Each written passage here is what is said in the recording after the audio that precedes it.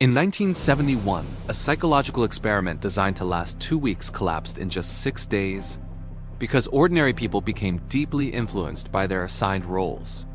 This is the story of how a simulated prison environment revealed profound insights into human behavior. The late 1960s and early 1970s were filled with social unrest, protests, war, authority being questioned everywhere. Psychologists wanted to understand one disturbing question. Why do people conform to authority, even when it leads to problematic actions? At Stanford University, Professor Philip Zimbardo believed environment could transform behavior. He didn't think negative conduct required inherently bad personalities. He believed situations could elicit it. So he designed an experiment. Zimbardo converted the basement of Stanford's psychology building into a mock prison.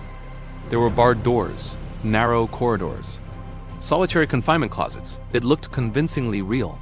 24 healthy male college students were recruited. They were screened carefully. No history of conflict, no psychological instability. They were average young men. Roles were assigned randomly. Half became guards, half became prisoners. That randomness was crucial because if behavior changed, it wouldn't be personality. It would be the situation. To make it realistic, local police actually apprehended the prisoners at their homes. They were handcuffed, searched, read their rights, then transported to the fake prison. The transformation began immediately. Prisoners were processed, given smocks, rubber sandals, and stocking caps. They were assigned numbers, not names. Their individual identity was gradually diminished. The guards wore military-style uniforms, reflective sunglasses, carried symbolic implements. They were told only one rule: maintain order. The first day felt awkward, almost playful. Guards were unsure how strict to be. Prisoners joked nervously, but something shifted overnight. On the second day, prisoners staged a rebellion. They barricaded their doors, refused orders, chanted together. The guards reacted with alarm, then responded forcefully. They used fire extinguishers to suppress the rebellion. They removed prisoners' clothing, placed ringleaders in solitary confinement. From that moment forward, the dynamic changed. Guards became increasingly assertive. They invented arbitrary restrictions, required physical exercises, limited sleep, publicly shamed individuals. Some guards appeared to embrace their authority, not because they were instructed to be harsh, but because they could be. Prisoners began showing signs of distress, anxiety, emotional withdrawal. One prisoner experienced a severe emotional reaction within 36 hours. He expressed extreme distress, cried intensely. He had to be released.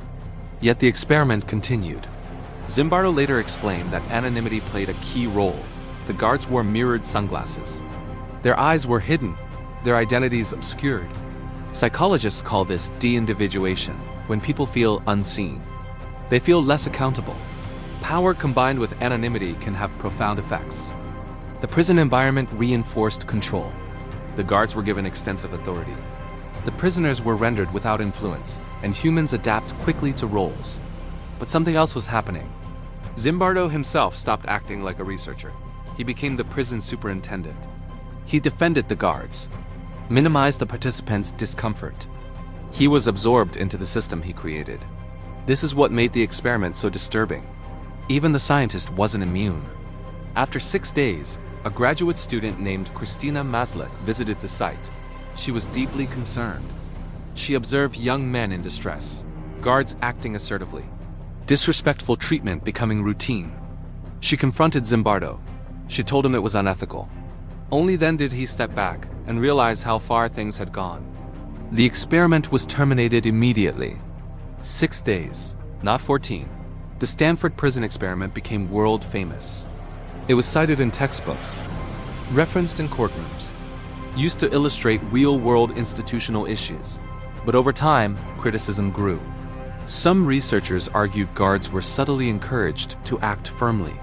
Others questioned how spontaneous the negative behavior truly was. Was it pure human nature or performance under expectation? The debate continues.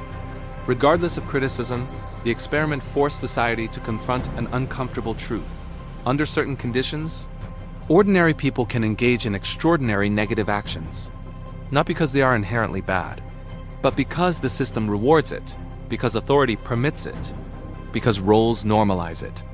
So the real question is not, were those guards evil? The real question is, if you were there, would you have acted differently? And that question is what makes this experiment unforgettable. Because sometimes the most profound confinement isn't made of walls. It's made of influence. History is more complex than you think.